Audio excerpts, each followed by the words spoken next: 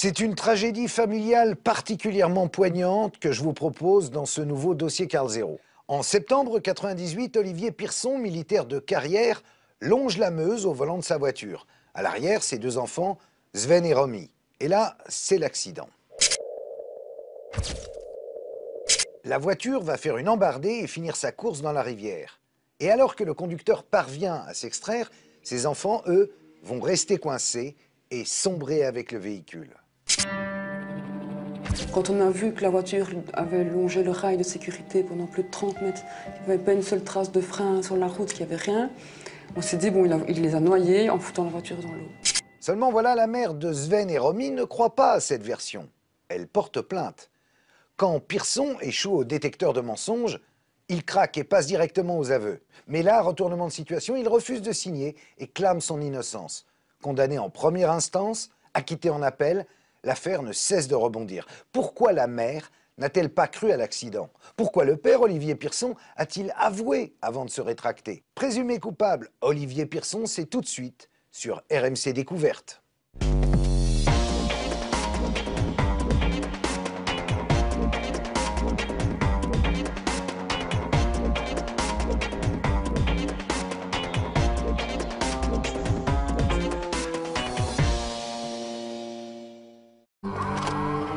Sergent Olivier Pierson est incarcéré depuis dimanche à la prison de Saint-Gilles. On le soupçonne d'avoir, le 5 septembre 1998, assassiné ses deux enfants. Ce jour-là, la voiture du militaire s'abîme dans la Meuse, à bord du véhicule Olivier Pierson, ainsi que Sven et Romy, âgés de 5 et 6 ans. Dans un premier temps, l'enquête conclut à un accident, thèse refusée par le grand-père des deux enfants qui demande un complément d'enquête. De longues recherches vont alors démarrer pour constater que les explications du militaire ne sont pas tout à fait claires. Les témoins de l'accident affirmeront même qu'il n'a rien fait pour tenter de sauver ses enfants. En juillet 1999, 10 mois après l'accident, l'auditorat militaire et la BSR de Dinan décident d'exhumer les corps des deux enfants. On y retrouve des traces de méthanol, 6 et 9 fois la dose dangereuse. Et c'est lors d'une ultime reconstitution qu'Olivier Pierson aurait avoué les faits. Il serait même passé au détecteur de mensonges. Du côté des autorités judiciaires et militaires, c'est le silence radio pour l'instant. On ne veut donner aucune explication. Nous sommes le 5 septembre 1998, vers 16h50, sur la route Dinan-Astières qui longe la Meuse. Au volant, le premier sergent paracommando Olivier Pierson. Sur la banquette arrière, ses deux enfants, Sven, 5 ans, Romy, 6 ans. Il fait beau. Leur père a fait le projet de les emmener en balade en France, à Givet. Mais en cours de route, les enfants deviennent turbulents. À 2 reprises, ils se chamaillent. Ils ont recommencé à se chamailler, où exactement, je ne sais plus exactement l'endroit. À un moment donné, j'ai passé ma main entre les deux fauteuils de devant, pour aller leur mettre une claque sur leurs jambes, ça. Ça n'a pas suffi. Et je me suis énervé, je me suis retourné avec le corps pour mieux voir où ils étaient, pour mieux les toucher, quoi, pour dire bon, c'est fini, quoi. Et bon, ce geste malheureux, j'ai dû le faire, à mon avis, quelque part ici. On avait juste ici, j'ai dû faire le geste, quoi. Et en fait, au lieu de faire ce chemin-ci, j'étais de ce côté-là, quoi. Dans le virage, la voiture dévie de sa trajectoire, défonce le rail de sécurité et plonge dans la Meuse. Olivier Pierson abaisse la vitre avant droite et s'extrait de la voiture. Choqué, commotionné, il contourne le véhicule et pour sauver ses enfants tente d'ouvrir la porte arrière gauche, la seule qui n'est pas bloquée. Et là, en fait, j'ai voulu essayer de l'ouvrir, mais étant dans l'eau et la voiture basculait déjà vers l'avant, je devais me lever les bras pour essayer d'ouvrir. Et chaque fois, je n'avais aucune force, il n'y avait aucune prise, quoi. Et à un moment donné, je sentais que cette portière allait s'ouvrir, mais ça n'allait pas, quoi. Et à un moment donné, j'ai perdu espoir, c'est quand j'ai entendu ma petite fille m'appeler, quoi. Et là, je me suis dit, c'est fini, quoi. Et je sais pas pourquoi j'ai cette sensation de perte de contrôle total, comme si j'ai l'impression que j'avais plus rien à faire, quoi. J'étais impuissant, c'est une drôle de sensation. Et là, pas dit que j'ai baissé les bras, mais je me suis bien rendu compte à un moment donné que c'était plus possible, il n'y avait plus rien à faire. En 2 minutes, la voiture coule par 8 mètres de fond. Lorsque les plongeurs ramèneront Sven et Romy à la surface, ils sont morts. Entre-temps, Olivier Pierson a été emmené à l'hôpital. Quand je l'ai vu la première fois, il était toujours dans le lit à l'hôpital. Il était vraiment hagard, complètement perdu, complètement... il m'a regardé digne d'impuissance et c'était absolument affreux, quoi. Quand je suis arrivée, j'ai bien vu Olivier dans un état complètement catastrophé, commotionné, pas bien, mais pas bien, je dirais, de l'accident et de la mort des enfants.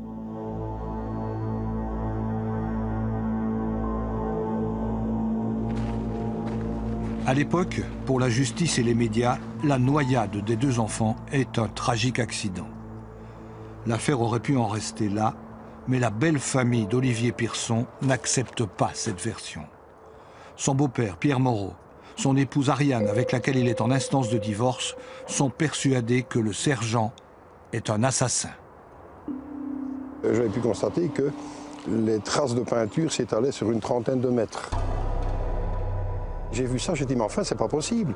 Il n'a pas essayé de sortir de là, il a vraiment fait le mouvement contraire pour entrer dans l'eau. Il a voulu entrer dans l'eau. Il dit, c'est pas normal, c'est absolument anormal de voir ça. Je dis, c'est pas possible. Normalement, avec les rails de sécurité, il aurait d'abord dû être rejeté de l'autre côté, et puis il aurait dû freiner. Mais sur une distance pareille, il aurait pu s'arrêter. Mais je pensais la voiture mise à l'eau, que c'était fait exprès, c'est certain. Pour nous, c'était quand on a vu que la voiture avait longé le rail de sécurité pendant plus de 30 mètres, qu'il n'y avait pas une seule trace de frein sur la route, qu'il n'y avait rien, on s'est dit, bon, il les a noyés en foutant la voiture dans l'eau. La famille Moreau veut faire éclater sa vérité. Très vite, le grand-père prend contact avec un journaliste du quotidien Le Soir. C'est un monsieur très poli qui appelle et qui demande comment fait-on pour porter plainte contre un militaire. Et là, je lui explique la procédure, juridiction militaire, etc. Et je lui demande évidemment, mais qu'est-ce qui se passe, monsieur? Pourquoi voulez-vous porter plainte? Pourquoi voulez-vous porter plainte contre un militaire? Et il me dit, écoutez, mes 2 petits-enfants sont morts noyés et je crois que leur père les a tués.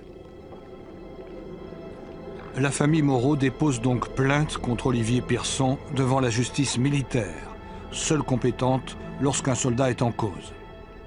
L'enquête est confiée à des gendarmes de Dinan, mais ceux-ci sont perplexes. En l'absence de toute preuve, ils considèrent que la plainte est une vengeance de l'ex-épouse d'Olivier Pierson. Les premières fois que j'étais entendue, on me disait, vous savez, c'est un accident. J'étais là, non, c'est pas un accident, c'est pas vrai. Et on m'écoutait, mais j'étais la pauvre Ariane qui avait perdu ses 2 enfants, quoi. On ne me prenait pas au sérieux, quoi. On me prenait pas au sérieux. On dirait, bon, allez, c'est le grand-père éploré qui va raconter n'importe quoi, parce que bon, c'est pas possible, ça. Un père ne tue pas ses enfants, voyons. Très clairement, il est perçu comme un emmerdeur, si vous passez l'expression. C'est un grand-père qui est désespéré, effaré par ce qui s'est passé, la mort de ses enfants, la suspicion de ce qu'il s'agisse d'un crime. Il va sonner aux portes des enquêteurs, il les taraude, il n'arrête pas de leur téléphoner, de leur apporter des documents, ce qu'il croit être certaines preuves. Donc il fait quelque part son boulot de grand-père. C'est une victime désespérée et il agit de cette manière. Ils se sont battus seuls. Ils se sont battus en disant « c'est Pierson, c'est Olivier Pierson qui a tué nos 2 enfants et petits-enfants ». Et ils avaient des éléments, ils ont constitué un dossier, je dirais presque parallèlement à la justice. Au fil des mois, les soupçons des enquêteurs s'éveillent. Des témoins affirment qu'Olivier Pierson n'a rien fait pour sauver ses enfants. Une première autopsie a révélé que leur sang contenait du méthanol, un produit hautement toxique. Une deuxième autopsie, 18 mois plus tard, le confirme. Les Moreau auraient-ils raison? Les enquêteurs échafaudent alors une hypothèse. Pierson aurait fait boire du méthanol à ses enfants pour les endormir avant de les noyer. Le sergent nie farouchement et accepte de passer au détecteur de mensonges. Verdict de la machine, il a volontairement tué ses enfants. Interrogé pendant de longues heures, Olivier Pierson passe aux aveux mais refuse de les signer.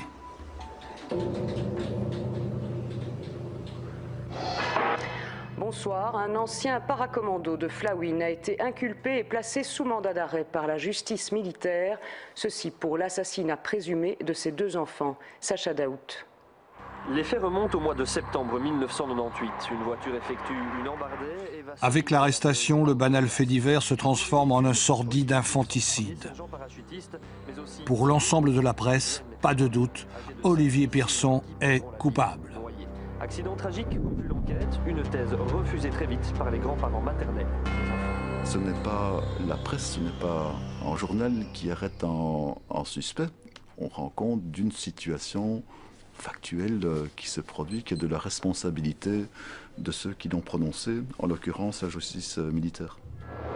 Olivier Pierson était réputé violent, vouait une admiration certaine à l'armée allemande et semblait ne pas vouloir assumer son droit de garde. Tout cela pour se consacrer pleinement à sa carrière de militaire.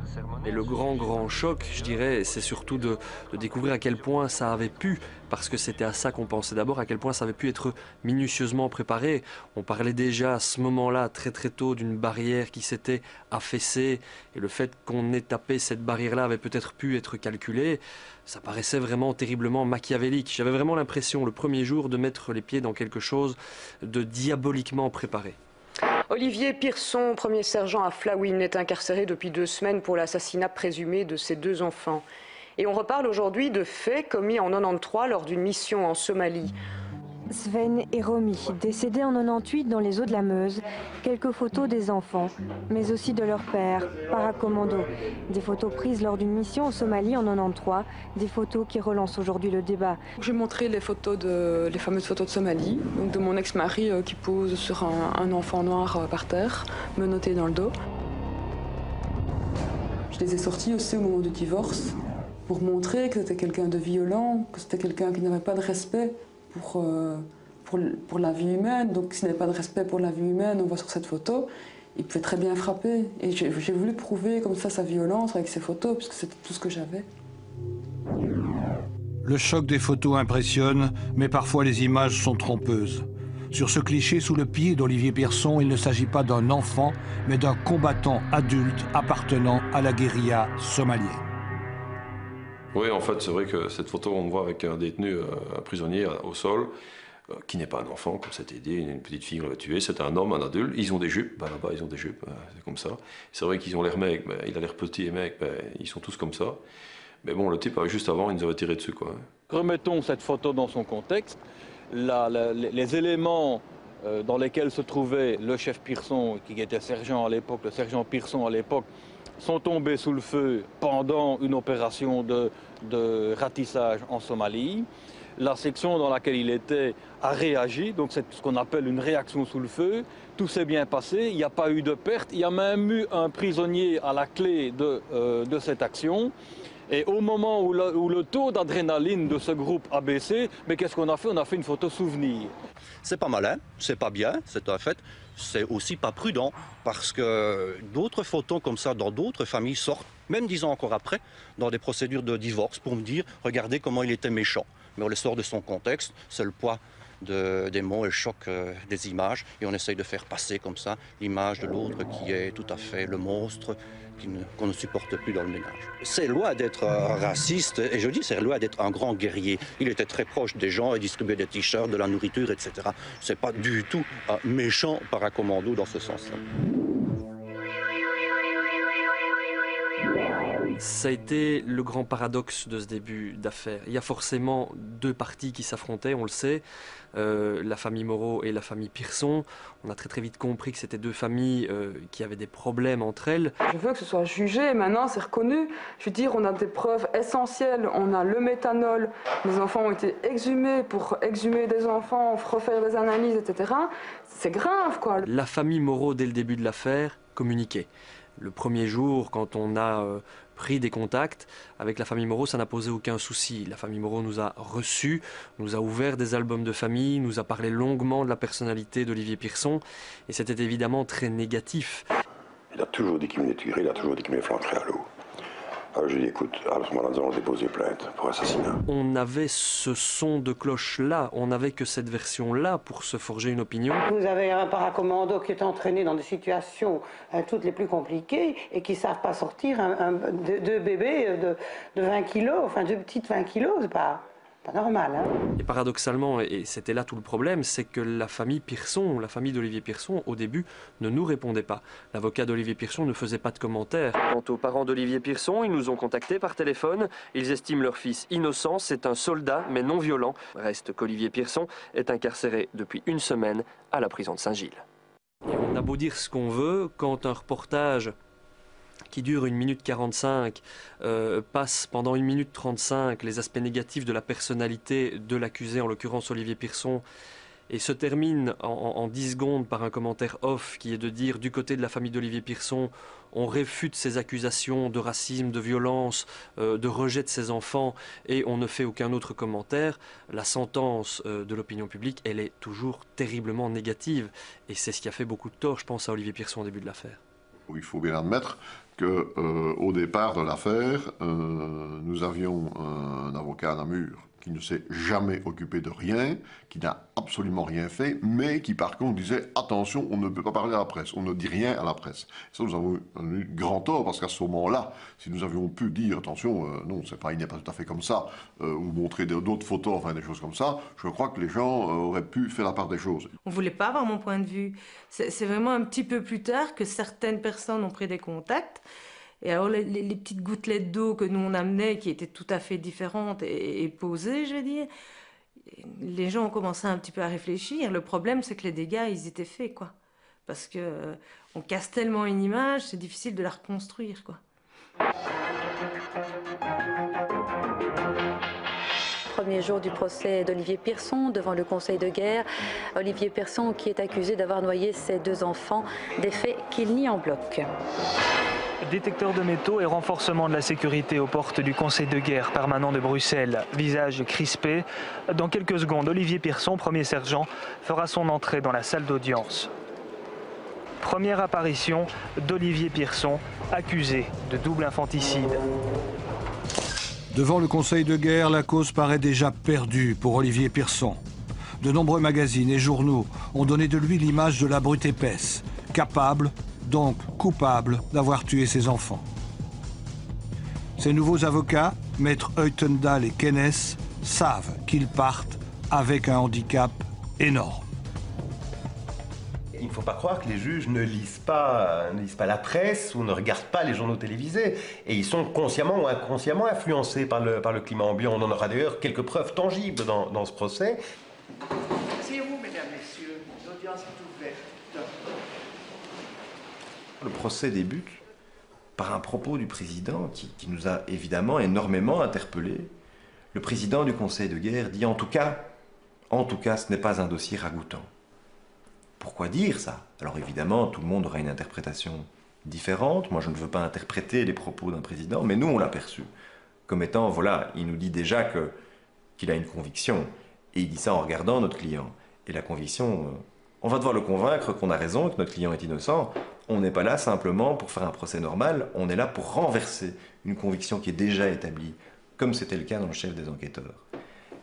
Et on a l'impression que les juges y pensent la même chose. Le Conseil de guerre déclare Olivier Pierson coupable et le condamne à 20 ans de prison. Quelques mois plus tard, en appel devant la cour militaire, le sergent est acquitté et remis aussitôt en liberté. Il est 18h35 ce jeudi. Un gardien de la prison de Saint-Gilles souhaite bonne chance à Olivier Pierson. Le militaire tombe dans les bras de sa maman. Il a été libéré 2 heures plus tôt par la cour militaire. Après 490 jours de détention, Olivier Pierson est libre. En fait, je ne m'y attendais pas, parce que j'étais tellement déçu du premier jugement. Ça, c'est vraiment, même le premier jugement, c'était vraiment à l'encontre de tout, quoi. Et voilà, quoi. Oui, je suis heureux, mais on ne peut pas faire la fête. Comme j'ai dit, j'ai toujours une pensée pour mes enfants, et je suis sûr qu'ils m'ont aidé à sortir de là. Mais le marathon judiciaire n'est pas terminé. Nouveau rebondissement. La Cour de cassation annule l'acquittement pour vice de forme. Pierson sera rejugé. je suis satisfaite de la décision. Maintenant, j'attends une nouvelle cour militaire impartiale, avec des juges intègres, qui vont, j'espère, oublier leurs uniformes pendant le nouveau procès. Janvier 2003, nouveau procès. C'est le dernier. Le sergent Pierson est définitivement acquitté. Est-ce qu'il y aura une suite? Je pense pas, non. Je ne pense pas. Je suis fatiguée. Voilà. Le jugement du Conseil de guerre donnait tort, donc concluait à la culpabilité de Pierson, donc là j'étais d'accord. Et alors, comme l'énorme majorité des Belges, ils n'ont plus compris pourquoi il avait été acquitté par la suite. Alors je me suis dit, mais pourquoi est-il acquitté? Je ne comprends pas. Parce que pour qu'il y ait un acquittement, il faut des éléments nouveaux. Alors quels sont les éléments nouveaux? Pourquoi Olivier Pierson a-t-il été acquitté? Lui que tout accusait. Son image de paracommando violent, les circonstances suspectes de l'accident, le méthanol retrouvé dans le sang des enfants, le détecteur de mensonges et surtout les aveux rétractés. C'est une bombe dans le dossier, puisqu'il a reconnu le pire. Et tout cela, chacun l'analyse en lisant son journal le matin, en mangeant une tartine, en prenant le tram, dans la vie de tous les jours, dans une vie normale. Et on se dit, mais moi jamais, je n'avouerai que j'ai tué mes enfants. Donc c'est qu'il les a tués. A fortiori, c'est un homme solide, un paracommando, etc.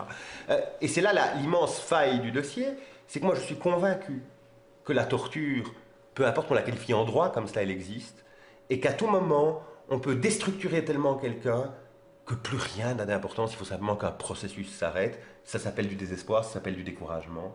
Là, ça s'appelle des aveux, et ça s'appelle un boulet qu'on a traîné, évidemment, très longtemps dans le dossier.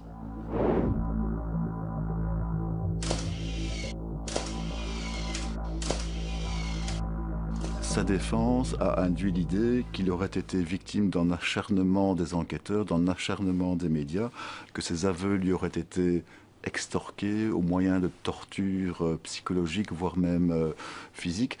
Ils ont transformé quelque peu l'affaire en le procès d'une erreur judiciaire manifeste.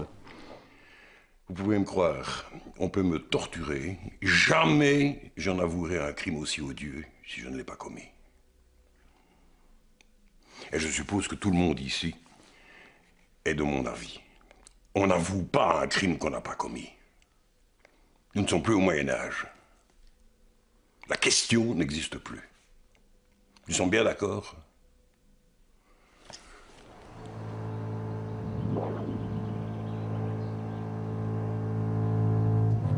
Comment un innocent peut-il faire des aveux, même non signés? Retour à l'enquête. Nous sommes en octobre 2000. Les enquêteurs n'ont que des soupçons, mais aucune preuve. Alors ils font le forcing, interrogatoire serré d'Olivier Pierson, mais aussi de son ami, Bénédicte. Il jouait avec un système de lampe comme ça tout le temps devant moi, donc c'était assez perturbant. Et puis je dis mais non, Olivier il n'a pas tué ses enfants. Mais quoi, qu'est-ce qu'il faut pour t'ouvrir les yeux? Moi je vais te démontrer, c'est comme ça, il a tué les enfants. C'est un peu comme une manipulation de l'esprit, c'est une sorte d'harcèlement, quoi, parce qu'on vous martèle, et quand vous sortez de là, vous savez plus bien comment vous appelez et qui vous êtes, quoi. Je me rends compte, on veut me mettre dedans, quoi. Il faut un coupable et ça va être moi, quoi. Et tous les moyens sont bons, quoi. Malgré la pression, le sergent ne craque pas, il n'avoue rien. Finalement, les enquêteurs lui proposent de passer au polygraphe, le détecteur de mensonges. Ils ont dit, ouais, le polygraphe, c'est sûr et certain, on te pose des questions, la machine dit que tu mens ne mens pas, ben voilà, c'est fini, quoi. Pour le moment, le mot fini, quoi. Je dis, ok, c'est terminé, quoi. Mais les moraux ne pourront plus rien faire, ici, là, quoi. Donc je me dis, ok, c'est le moyen, quoi. Je vais être débarrassé de cette histoire, quoi. Si cette histoire du polygraphe, ça peut mettre fin à cette histoire, on y va et ce sera fini, quoi. Mais le but, c'est fini, pas aller en prison, c'est fini, ok, t'es innocent, on a prouvé que t'étais innocent, et voilà. Oui, il partait avec une confiance totale. Et là aussi, honnêtement, nous avons été extrêmement naïfs, parce que si nous avons pris des renseignements auprès de gens un peu spécialisés, auprès d'avocats pénalistes, on aurait pu savoir à l'avance que cet engin-là est extrêmement manipulable et qu'on lui dit ce qu'on voulait, quoi. Mais bon, trop tard, l'erreur était faite. Mais lui, il partait là-bas avec une confiance totale. Le 28 octobre 2000, Olivier Pierson est amené à 8h30 à la cellule tueur du Brabant de Jumet. C'est ici que depuis quelques mois se pratiquent des tests menés par des experts canadiens. L'un d'entre eux, André Giroux, enquêteur à la Sûreté du Québec, prend en charge Olivier Pierson. C'était plus copain-copain, quoi. Avec son accent canadien, bonjour, il me demande si on peut se tutoyer. Lui, il m'appelle Olivier. Il me montre un petit peu donc, son ordinateur avec ses différents senseurs. Il m'explique un peu. Alors, il m'explique qu'il faut d'abord calibrer l'appareil sur moi. Pendant plusieurs heures, André Giroux présente le polygraphe comme un véritable détecteur de vérité. Présentement, dans cette pièce-ci, il y a seulement une personne qui sait son implication dans le dossier, c'est toi. À la fin du test aujourd'hui, on va être deux à savoir la vérité sur ce dossier-là. Pour prouver l'efficacité de la machine, le polygraphiste demande à Pierson de choisir une carte parmi un lot de 8 et de retenir son numéro. Ensuite, André Giroux lui demande de répondre non à toutes ces questions. Est-ce la 3? Non. Est-ce la 10? Non. Est-ce la 11? Non. Le test est terminé. Tu peux ouvrir les yeux. Je peux te dire une chose. T'es pas un bon menteur. T'es un très mauvais menteur. Hein? Quelle carte t'avais pris? La 10. La 10. Regarde, mon appareil est très bien ajusté, OK? Pour moi, ça fonctionne. Pour moi, c'est sûr, ça va fonctionner. Donc, fin de l'interrogatoire, l'appareil dira que je ne mens pas, quoi. Donc, je suis sûr et certain que ça fonctionne, que c'est vrai, quoi. C'est du concret, quoi. Le 5 septembre 98, avez-vous tué vos enfants d'une façon volontaire? Non. Avez-vous fait boire du méthanol à vos enfants? Non. Avez-vous dilué du méthanol dans du coca? Non. Dans du iced tea? Non. Dans de l'orangeade? Non. Dans du jus de fruits? Non. Il sortit donc dans le couloir, et puis il rentre à nouveau dans la pièce, et là il est accompagné des enquêteurs, et il dit voilà, pour moi, M. Pierson est coupable ou impliqué dans la mort de ses enfants par empoisonnement. Je ne sais plus le mot qui tourne, mais je me dis mais c'est pas vrai, quoi. Là je me demande qu'est-ce qui m'arrive, c'est pas vrai, c'est pas possible, quoi. Ça, le cauchemar continue, quoi. André Giroux tente une perche à Pierson. Au fond, ce n'est pas lui le vrai coupable, mais son ex-épouse, Ariane. En fait, il était à bout et voulait se suicider avec les enfants. La vraie responsable de tout ça, celle qui a réellement causé la mort de tes enfants, c'est pas toi. C'est ta femme, ton ex. Parce qu'elle t'a mis dans une situation telle que tu ne pensais plus, que tu ne voyais plus clair. Ok, ce n'est pas toi l'assassin, en fait, quoi. C'est eux qui t'ont poussé à bout, quoi. Donc c'est pour un peu me déculpabiliser, quoi. Et je dis non, quoi.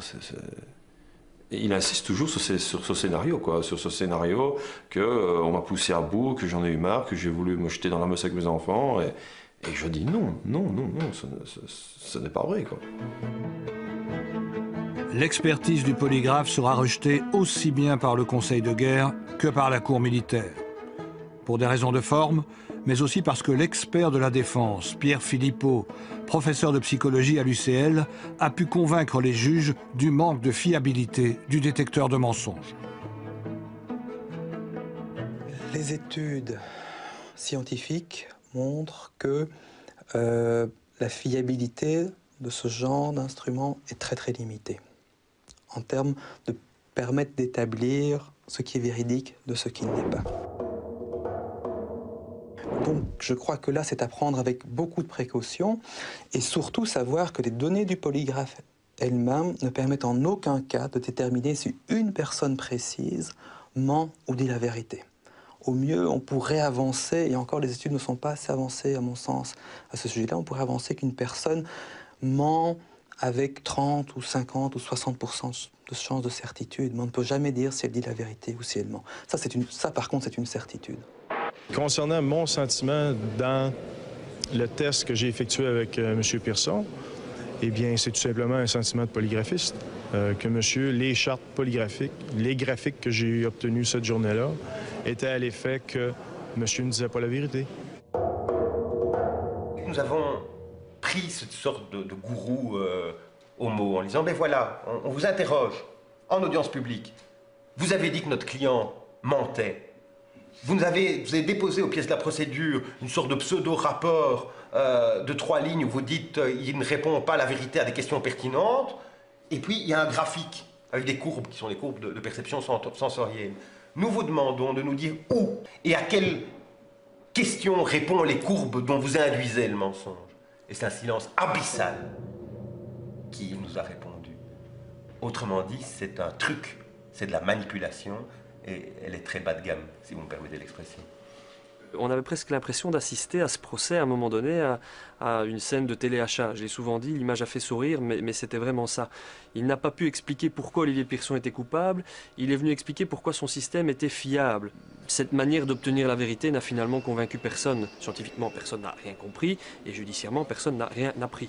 Moi, personnellement, si on me demande mon opinion, est-ce que vous voulez que ce soit admis comme preuve, une preuve accablante en disant que oui, cet individu-là est celui qui a fait ça, il ne faut pas faire ça comme ça aussi. N'oubliez pas qu'il y a un pourcentage d'erreur.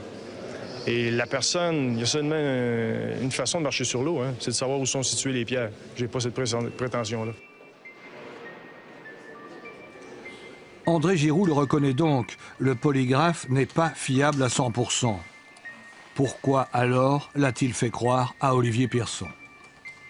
Ça fait partie d'une stratégie délibérée et consciente des polygraphistes, qui est un mensonge, et ils savent que c'est un mensonge, en vue d'établir un état mental chez la personne interviewée qui va commencer à la faire douter d'elle-même, lui faire perdre toute une série de repères et à faire des soi-disant aveux spontanés.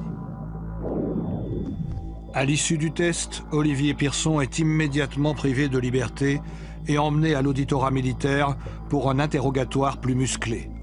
Pendant des heures, il aura le poignet menotté au pied de sa chaise. De plus, il refusera de s'alimenter. À chaque fois, il revenait quand je disais non, mais rappelle-toi le polygraphe, c'est sûr et certain, et ça c'est un poids, c'est le poids dans la balance quoi, de la justice, quoi, de leur côté, quoi. C'est indéniable, le juge il va regarder ça, c'est fait, quoi. Tu mens, quoi. Donc c'est toi, quoi. Et ça a duré, et puis à un moment donné, ils m'ont expliqué que, en fait, que si je continue à nier, ça allait être considéré comme un crime crapuleux, quoi. C'est le type qui a tué 200 Français et enfants.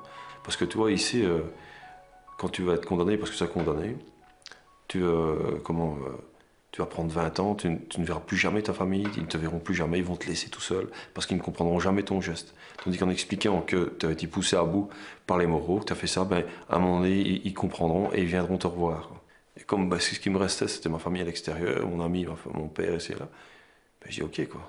Puisque de toute façon, moi je suis quand même pris avec leur système, je suis quand même cuit, de toute façon, je ne sais rien faire d'autre, puisque tout dit que je suis un menteur, tout dit que tout est contre moi, le polygraphe, les fameux experts, enfin, soi-disant experts de la justice. Donc, autant dire une version qui peut au moins atténuer la souffrance des autres, quoi. Donc, de ma famille, quoi. Et à un moment donné, vous rentrez dans le jeu, quoi. Avec le temps, avec la fatigue, avec le manque d'alimentation, ses ressources diminuent. Et donc la personne perd un sens critique par rapport à ses propres souvenirs, à ses propres perceptions. Donc très clairement, la fatigue augmente la probabilité, c'est même plus une probabilité, c'est même une certitude ici, que la personne va avoir une capacité critique moindre et va être plus suggestionnable par les questions, les propositions des enquêteurs. Et à un moment donné, ben vous dites, ok, je suis rentré dans le scénario, quoi. Donc de dire que j'étais dépressif, que j'ai voulu trouver un endroit sans rail pour me jeter dans l'eau, que j'ai donné leur fameux antigel pour endormir les enfants pour qu'ils ne souffrent pas, parce que je les aimais bien. Et voilà, quoi. Et que c'était à cause des moraux. Et à un moment donné, ben, à force des heures, la fatigue, ici et là, vous dites, oui, quoi, vous dites, ok, on va faire ça, quoi. Et ils ont tapé leur beau petit scénario. 3 pages d'aveux ont été tapées par les enquêteurs. Le récit d'un homme acculé au pire par la faute de son ex-épouse. Mais lorsque les gendarmes lui tendent les feuillets, il refuse de signer et crie son innocence. Pour l'auditeur militaire, même non signés, ce sont bien des aveux. Olivier Pierson est inculpé d'assassinat. Quand vous voyez les aveux, et là vous êtes brusquement plongé dans la réalité, dans toute son horreur. Là, quand je suis sorti de l'auditorat militaire, après avoir lu ça, j'étais vraiment malade. J'étais malade. Dimanche matin, vers un bon 10 heures, téléphone sonne, et là j'ai Olivier au téléphone en larmes, qui me dit on a enlevé mes lacets, on a enlevé ma ceinture, et je vais à Saint-Gilles. Et moi à ce moment-là, je lui dis, mais allez, te décourage pas, on va te sortir de là, on te sortira de là. Si l'on en croit les enquêteurs, c'est spontanément qu'Olivier Pierson aurait avoué qu'il avait fait boire à ses enfants un mélange de Fanta et d'antigel lave-glace. Ils ont dit dire que l'antigel lave-glace venait de moi et pas d'eux, mais c'est encore des menteurs, puisque de toute façon il y a eu des perquisitions bien longtemps avant, alors que j'étais en dehors de prison, encore en liberté, où ils ont pris des échantillons d'antigel lave-glace, ils sont même venus à la caserne prendre des échantillons d'antigel lave-glace. C'est impossible. C'est impossible parce que ce qu'on retrouve dans le corps des enfants, c'est du méthanol. Or, dans le produit lave-glace, il y a également de l'éthanol. On ne retrouve pas d'éthanol dans le corps des enfants. On ne retrouve pas, ce n'est pas du produit lave-glace. Quand on analyse précisément les aveux, les informations précises qui sont données, ça ne peut pas correspondre à la réalité. Finalement, à contrario, les aveux, c'était la preuve de l'innocence d'Olivier Pierson. Selon ses prétendus aveux, Olivier Pierson se serait arrêté longuement sur un parking discret, à l'abri des regards, pour empoisonner ses enfants. Or, on peut le constater, cet endroit n'a rien de désert et se trouve juste en face d'une habitation. Et ils m'ont proposé donc ce parking sur le côté isolé, donc pour faire, soi-disant, l'empoisonnement de mes enfants, avec leur fameux méthanol ou antigel que j'avais soi-disant comme par hasard dans ma voiture, et comme par hasard j'avais aussi du Fanta ce jour-là dans ma voiture. Le mélange méthanol-Fanta ou antigel Fanta, est-il possible de le faire boire à des enfants? La Cour a posé la question aux experts, la réponse est unanime, c'est impossible. Il aurait fallu les forcer, les obliger, les maltraiter pour qu'ils puissent absorber ce breuvage, tant le méthanol, et si on parle de la quantité qui a été avancée, c'est-à-dire une trentaine de millilitres, tant le méthanol est quelque chose de détestable, de brûlant, de poivré, qui a un goût très très fort que l'on remarque. On ne peut pas cacher 30 millilitres de méthanol dans une boisson, soit-elle amère ou effervescente. C'est quelque chose qui brûle et donc il y a automatiquement un rejet, on recrache la solution. D'où viendrait alors le méthanol retrouvé dans le corps des enfants? A-t-il été ingéré avant ou après la mort? Ante-mortem ou post-mortem? La question provoquera une bataille d'experts. Des experts qui arrivent avec leur thèse et qui, après 2-3 questions, quand on leur demande « mais vous êtes sûr que ce n'est pas possible qu'il y ait contamination post-mortem », il y avait des silences, des blancs, qu'il fallait combler par nous-mêmes. Et nous, le malaise était d'autant plus certain parce que c'était quand même des représentants scientifiques, des experts qui venaient témoigner sur présence ou non, et tous avaient des avis différents. Il faudra qu'on m'explique pourquoi les enfants avaient une telle quantité de méthanol qui leur permettait de s'endormir dans les 30 minutes de l'imprégnation, l'ingestion, alors qu'ils étaient chez leur père depuis plusieurs heures. Je crois que les conseils d'Olivier Pierson, lui-même, ses proches depuis le début, multiplient les hypothèses pour essayer de faire la clarté. Je constate aujourd'hui que c'est le flou. Donc je dois dire à la fois pour le président, les experts eux-mêmes qui se renvoyaient la balle, et pour les journalistes présents, la question du méthanol était un enfer. Pour l'accusation, pas de doute, le méthanol a été ingéré avant la mort. Elle s'appuie sur le rapport du professeur Bonbled de l'UCL. Les deux enfants ont été en contact avec le méthanol avant de décéder. Ils ont été en contact, donc ils l'ont probablement absorbé avant qu'il n'y ait eu arrêt cardio-circulatoire et probablement même plusieurs heures avant leur décès. Toutes les expertises faites par Martens, Bonbled, Seven, etc., ils sont tous formels, il y en a 5 je crois, absorption du méthanol avant la mort des enfants. Ils sont tous formels. Et pour eux, le conseil de guerre, c'est une preuve de préméditation de l'assassinat des enfants. C'est tout. Et alors là, la réaction du défenseur de Pierson a été de dire le méthanol, c'est très embêtant, On va dire que ça vient du formol. Pour les experts de la défense, en effet, le méthanol retrouvé lors des autopsies tardives ne serait apparu qu'après la mort. C'est le formol utilisé lors de la toilette mortuaire des enfants qui aurait contaminé les corps.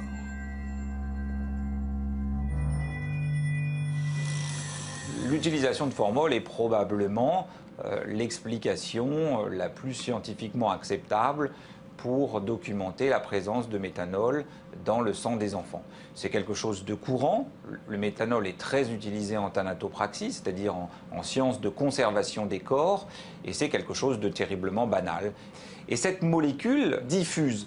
Elle passe à travers la peau, elle passe à travers les tissus, et donc permet d'expliquer les contaminations. Et donc, pour moi, au jour d'aujourd'hui, l'hypothèse la plus raisonnable est que le méthanol présent dans le sang résulte d'une contamination par diffusion passive lors de l'utilisation de soins de conservation. Je crois que le débat d'experts sur la question du méthanol a énormément joué. Que cette incertitude, c'était le point central. Olivier Pierson, qui aurait assassiné ses enfants, ça passait obligatoirement par l'ingestion du méthanol. Une fois que le méthanol disparaît de la scène du crime, du soupçon, une fois qu'on ne peut plus affirmer avec certitude que ce méthanol fut bien ingéré avant le décès des enfants, eh bien à partir de ce moment-là, tout le dossier s'écroule. Pour la Cour, l'accusation n'a pas réussi à prouver qu'Olivier Pierson avait fait boire du méthanol à ses enfants avant l'accident. Mais qu'en est-il de la sortie de route? Le sergent s'est-il jeté volontairement dans la Meuse? Pour les Moreau, la réponse ne fait aucun doute. Quand je suis arrivé sur les lieux, j'ai examiné la route, la barrière. J'ai vu que sa voiture avait frotté les barrières sur environ 35 mètres. Je n'ai pas vu la moindre trace de freinage. Et au bout de 35 mètres, les herbes de la berge étaient pliées, la voiture était tombée donc à l'eau à cet endroit-là. La première cour militaire se forgera une conviction en descendant sur les lieux. La thèse des Moreau ne tient pas. L'expert en accident Jacques Grusselin est formel. Ce n'est pas la voiture d'Olivier Pierson qui a endommagé les rails de sécurité sur 35 mètres. L'examen minutieux des traces révèle qu'il s'agit de 3 autres véhicules. Ceux-ci ont percuté les rails dans les semaines qui ont précédé l'accident d'Olivier Pierson.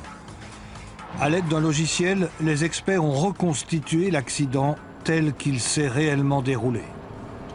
La voiture d'Olivier Pierson roulait à une vitesse entre 70 et 90 km/h. Elle a dévié dans le virage et est venue percuter le rail sous un angle très faible, 20 degrés. Pourquoi ce léger changement de trajectoire?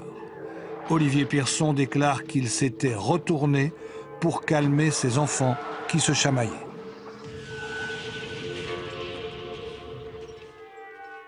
Au début, j'ai voulu passer ma main en tête de fauteuil pour leur mettre une petite claque sur les jambes pour dire d'arrêter. Et comme ça ne s'arrêtait pas, j'ai eu le malheur de me retourner, quoi. Et à mon avis, ce geste, ben forcément, oui, je le sais maintenant, j'ai dévié légèrement sur ma gauche et je me suis retrouvé dans la Meuse, quoi. J'ai touché le rail et malheureusement le rail a basculé et je me suis retrouvé dans la Meuse, quoi. Une reconstitution a été effectuée en exécutant les gestes décrits par Pierson. Résultat, la sortie de route s'est produite exactement au même endroit que le jour de l'accident. On a constaté qu'en fonction des déclarations de M. Pierson, on obtenait donc les angles déterminés dans le rapport initial. Pour les experts, il s'agit d'un virage dangereux qui nécessite une correction de trajectoire. Il suffit d'un instant d'inattention, 1 à 2 secondes, pour provoquer une sortie de route. Le drame aurait pu être évité si le rail avait résisté au choc et renvoyé la voiture au milieu de la route. C'est ce qui s'était produit lors des accidents précédents à cet endroit. Pour la Cour, pas de doute, tous les rapports d'experts le démontrent, c'est un accident involontaire. J'ai appris par exemple le lendemain que les barrières étaient déjà déforcées à l'endroit où il a plongé la voiture à l'eau. J'ai appris que les barrières étaient déforcées par un accident précédent. Du coup, je me suis dit, il l'a fait exprès, il a cherché l'endroit, il a vu l'endroit où les barrières étaient déforcées, et c'est là qu'il est allé jeter sa voiture contre les barrières pour passer de l'autre côté. Ça, pour moi, à ce moment-là, c'était l'argument. La famille Moreau n'en démord pas.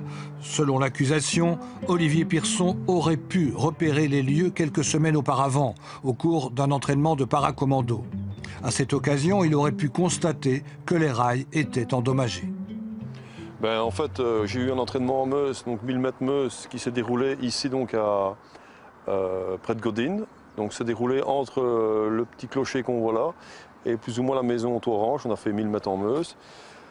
Or que l'accident s'est passé plus ou moins 18 km plus loin, du côté du château de Freyre, où je n'ai jamais eu d'entraînement dans l'eau de ce côté-là. Rapport d'expertise à l'appui, la cour militaire conclut que le rail était plié, certes, mais pas couché comme le prétend la famille Moreau. Olivier Pierson ne pouvait donc pas savoir qu'il ne résisterait pas sous le choc. Enfin, la Cour constate qu'Olivier Pierson aurait pu choisir des lieux bien plus propices à une sortie de route s'il avait voulu se jeter dans la Meuse. Le long de son parcours, en effet, plusieurs endroits sont dépourvus de tout rail de protection. Reste le comportement d'Olivier Pierson une fois dans l'eau. Selon l'accusation, il aurait laissé se noyer les enfants sans rien entreprendre.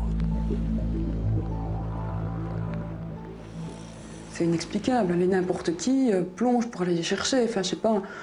Moi, je suis sûre qu'on me met une voiture avec 2 enfants, 2 mannequins plutôt à l'arrière. Je me débrouille, mais je les sors. Hein.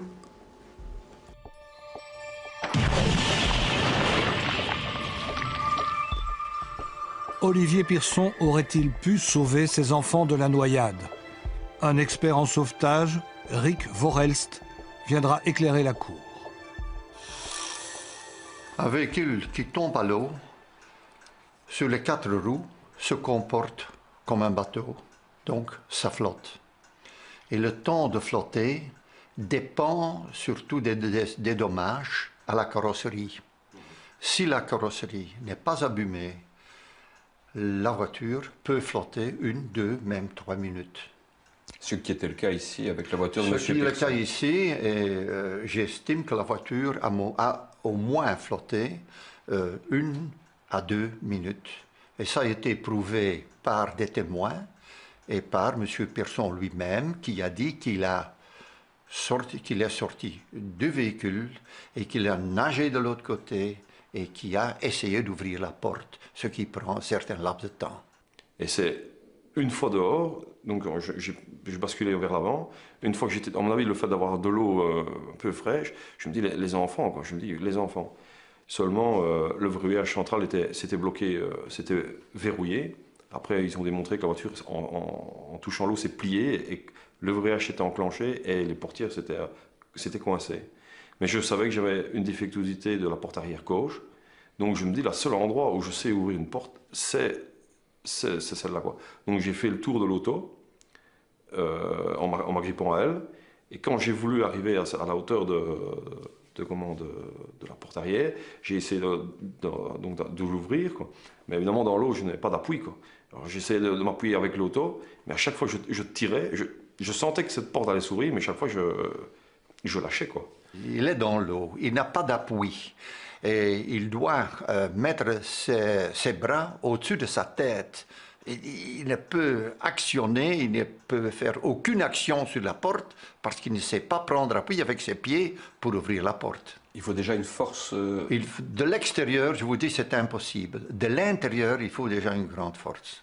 S'il aurait su, s'il aurait eu connaissance du film ou des instructions, voilà, on voit la voiture flotte. À ce moment-là, il défait sa ceinture, il défait la ceinture de tout le monde et aussi des enfants qui sont dans le fond. Il sort le premier, regarde, il prend les enfants, celui-ci ne sait pas nager, et on le pousse sur le toit en attendant de l'aide. Et voilà, celui-là, il sort, ouais, et voilà déjà l'aide qui vient chercher donc le non-nageur sur le toit. Quelque chose qui aurait été possible ici, si M. Pierson aurait connu les directives ou aurait vu le film.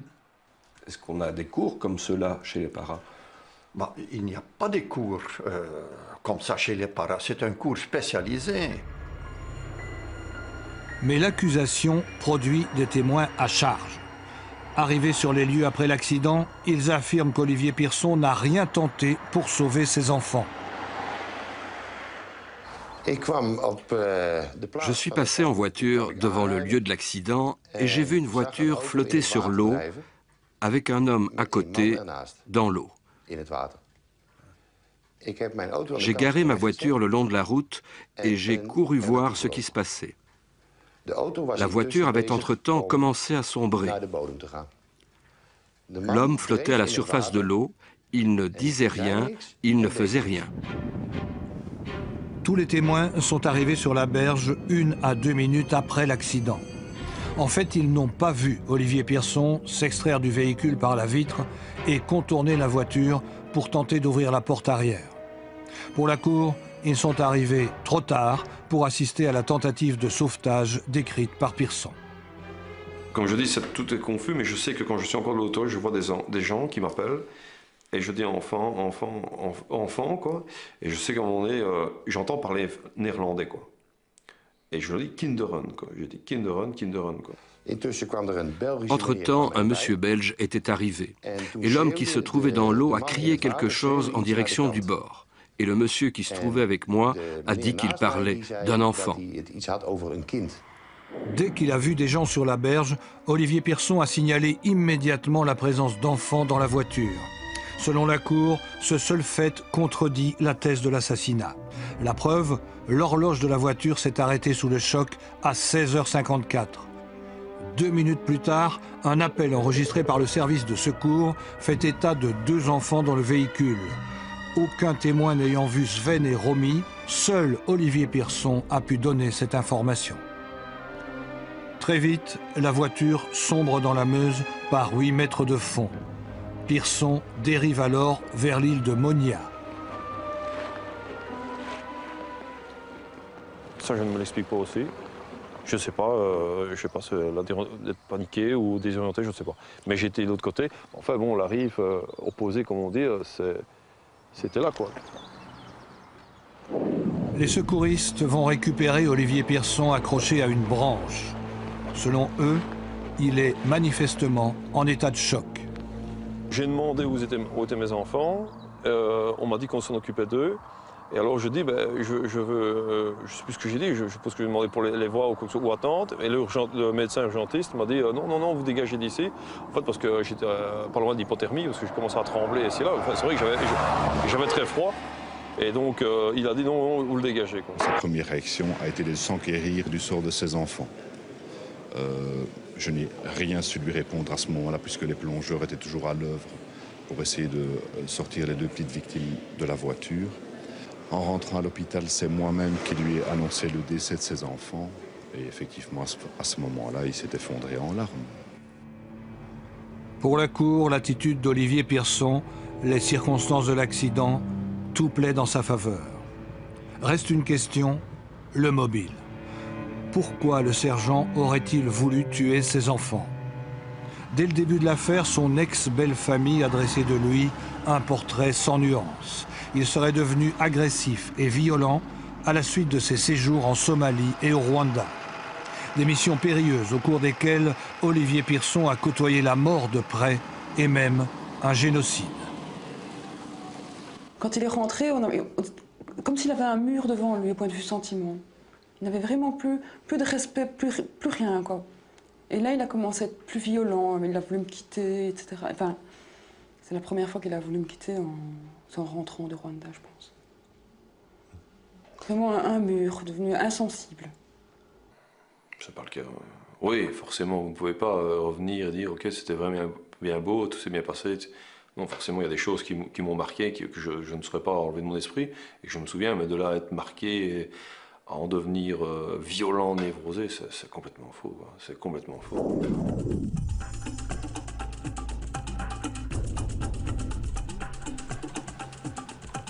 Deux experts psychiatres vont examiner le paracommando. Pour eux, ces missions ne l'ont pas perturbé au point de devenir névrosé, violent ou agressif. C'est quelqu'un qui est un homme de métier et qui donc a pu gérer ces difficultés-là. En tout cas, quand je l'interroge de manière spécifique sur des difficultés à ce niveau-là, il n'y a pas de phobie particulière, il n'y a pas non plus de réminiscence nocturne ou de flash comme certains traumatisés expliquent lorsqu'il y a un stress post-traumatique. C'est quelqu'un qui est plutôt extraverti, qui a la parole assez franche, peut-être trop franche à certains moments, mais qui est plus dans l'action. Et d'ailleurs, je crois que ce n'est pas pour rien qu'il a choisi cette profession. Et donc, on n'a aucune pathologie mentale quand on fait un petit peu le bilan de tous ces éléments. Rien de négatif, donc, dans le profil psychologique d'Olivier Pierson. Les moraux avancent alors des mobiles beaucoup plus terre-à-terre. Pour moi, c'est pour retrouver sa totale liberté.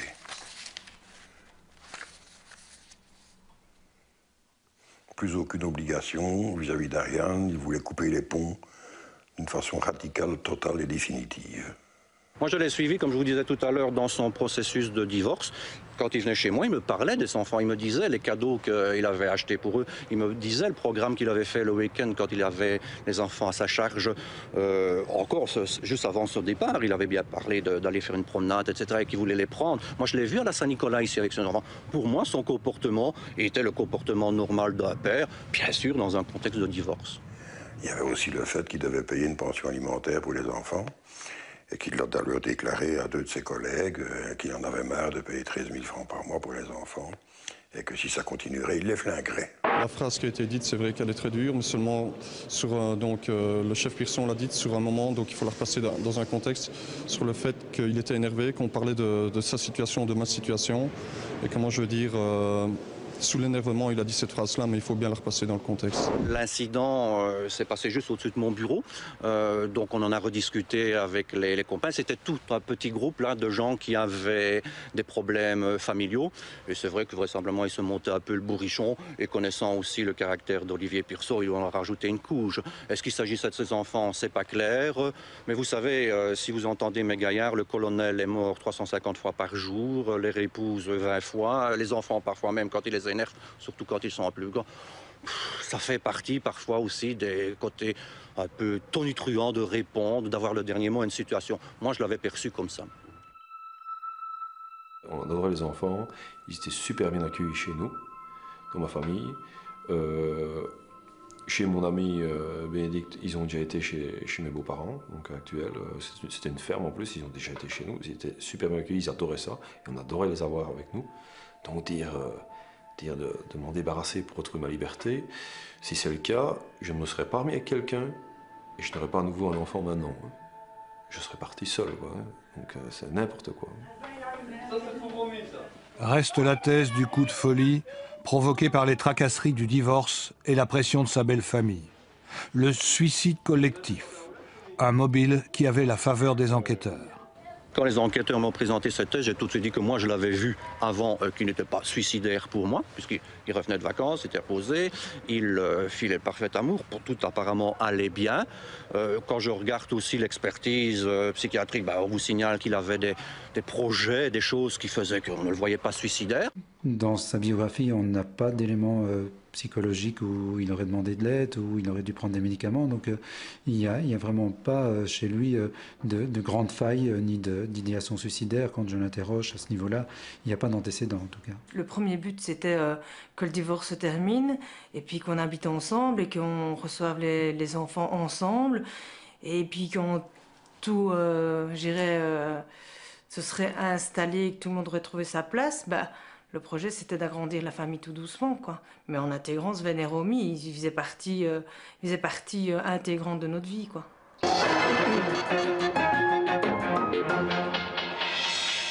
Épilogue de l'affaire Pierson, la cour militaire a retenu l'homicide involontaire. Pendant près de 2 heures, la cour militaire a justifié sa décision. Olivier Pierson n'a pas assassiné ses enfants. Il est tout de même reconnu responsable de l'accident qui leur a coûté la vie. Lavé de tout soupçon d'infanticide, Olivier Pierson est néanmoins condamné à 3 mois de prison avec sursis pour son imprudence fatale. Ces 2 secondes d'inattention qui ont entraîné la mort de ses enfants. Oui, je suis responsable de leur mort parce que c'est moi qui conduisais, c'est moi qui finirai de conduire, je le sais, et toute ma vie ce sera comme ça, quoi. Et ça qui est très dur, quoi. Beaucoup de souffrance, beaucoup de colère. Vraiment. Parce que ça a été terrible. C'est terrible de vivre ça. C'est terrible de vivre une erreur judiciaire et d'être lynché médiatiquement comme ça. Et alors on vous barre toutes les routes, quoi.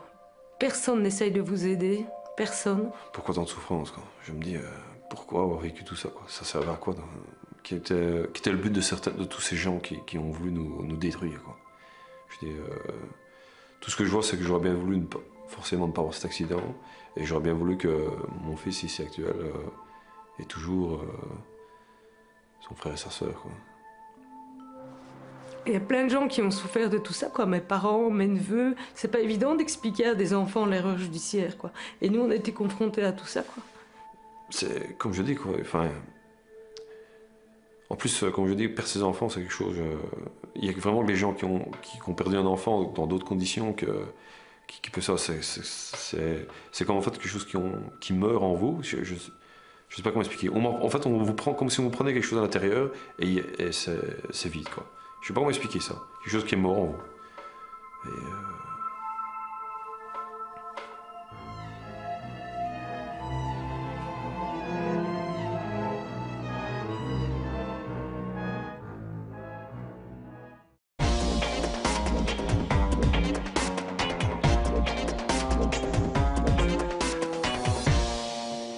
En 2003, 5 ans après ce tragique accident, la Cour militaire de Belgique retiendra finalement l'homicide involontaire.